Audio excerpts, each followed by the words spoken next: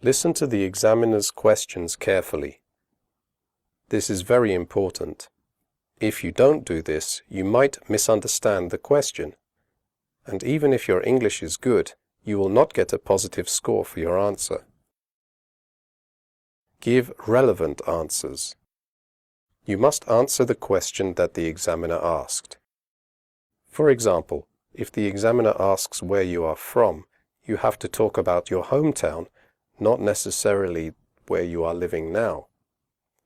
This is connected with listening to the question, as I mentioned before.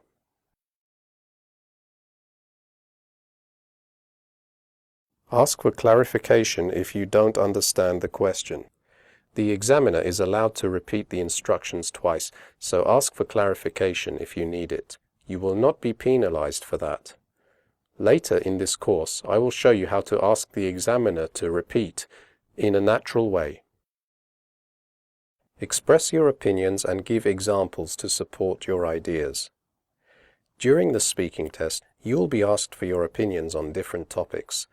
Giving your personal opinions and supporting them with examples from your experience will make your answers more interesting.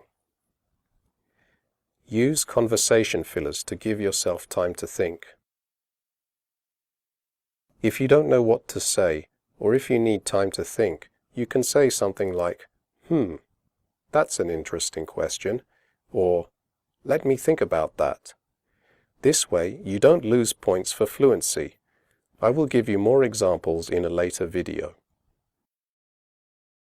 Relax and try to enjoy yourself. Yes, I know it's an exam, and it's probably a life-changing exam for you, but it is easier to speak more fluently when you are relaxed, and your pronunciation and intonation will also improve. Try to use interesting adjectives. As I mentioned in the previous video, it helps to use some less common words if you want to get bands 7 to 9. For example, instead of repeating the word difficult all the time, you could try using other words like tricky or challenging. I will talk about synonyms in a later video. Paraphrase if you don't know a word. If you forget a word, it's not a big problem, so don't panic. You can use other words to explain what you want to say. In fact, if you do this well, you will get credit for it. I will talk more about that in a later video. Finally, speak clearly. As I mentioned in the previous video, 25% of your score is based on pronunciation, and good pronunciation also means that the examiner can understand you easily. So, open your mouth and raise your voice if you tend to speak too quietly. You should at the same time avoid giving technical details about your work.